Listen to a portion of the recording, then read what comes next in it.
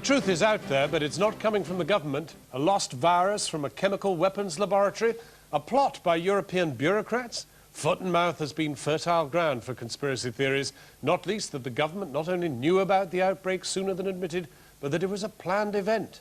In this atmosphere of suspicion and resentment, rural people have turned to internet websites and message boards to share news and views. The lasting legacy of the crisis may be the birth of a new kind of movement, linked by new technology and deeply sceptical of officialdom. Julian Rush has this report.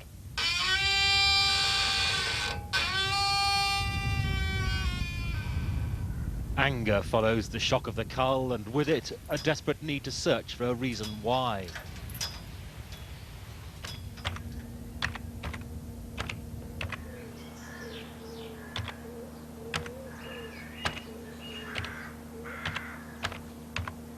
The EU declared in 1998 that they wished the livestock population of this country to be decreased by 25%.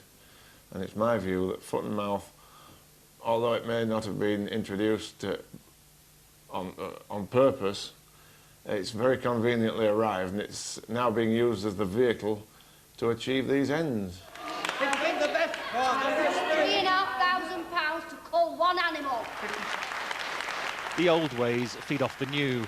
Skipton Town Hall last Wednesday night.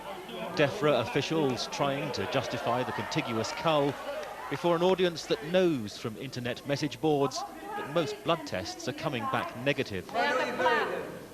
MAF has got a plan. A MAF field officer admitted to me less than 10 days ago that they were preparing for this outbreak last November.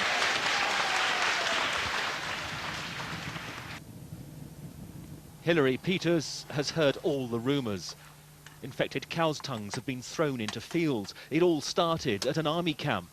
A phial of virus was stolen from a government lab. All the certain knowledge of a friend of a friend. She lives in a converted ambulance, the internet, her link to the world outside. More a nomad catalyst than protest organiser.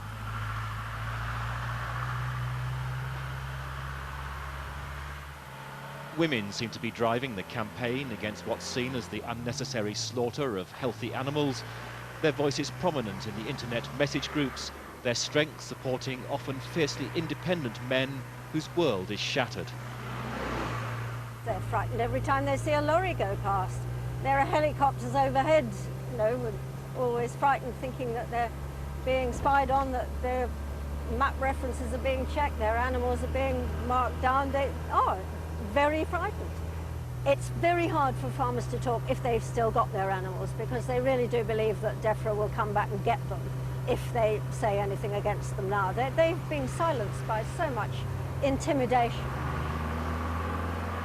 People have used the net really to create their own new channels of communication, to look all over the world for it, emailing to researchers in different countries to develop some really independent sources of information, and these sources of information have tended to make us even more suspicious of what the government has told us, because frankly the gap between what we can find out about foot and mouth elsewhere and what we find out from our own government is just enormous. You just follow the lane along.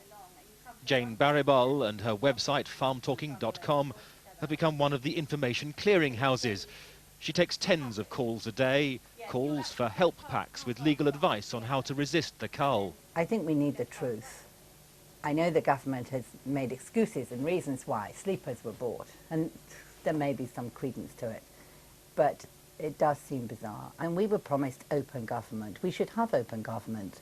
This is a democracy. And what is there to hide? And if a file went missing, why don't we say so? A great leveller, the internet. This is a diverse alliance. From their Borders farm, the tenants' discreet lobbying of their friends in government and the media is made possible and fuelled by the net. I think that, particularly to start with, you felt incredibly isolated. And to know that there are a lot of other people out there who are agreeing that a better way has got to be found is enormously reassuring. Just maybe then we're seeing a revolution here. Wild rumour and conspiracy theory for sure, but mixed too with hard fact governments would prefer hidden. Britain's rural community is learning to use the tools of global rural community. Julian Rush. And talking of resistance, spare a thought for Anne Young, who I met in Cumbria, imprisoned in her farmyard since February the 24th in order to prevent the ministry from culling her sheep and her rare herd of alpacas.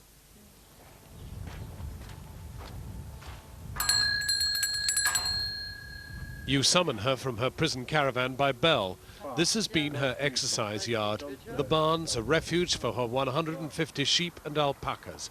They're the animals that appear to have been extras on Sesame Street. Their susceptibility to foot and mouth is extremely low. Even so, back in February, MAF said they had to go. Anne Young rebelled and has been rebelling ever since, refusing to let the ministry into her yard to kill them. I mean, is it worth it? Oh, of course it's worth it. All animals' lives are worth it. You know, you don't have animals and just give them up because someone says so. It is a feat of extraordinary endurance. Every sheep for miles around her is dead, and she'd be far richer if she had let hers and her alpacas die. In an economic sense, then yes, my neighbours, they get the money, but, well, you know, I'll still have the animals.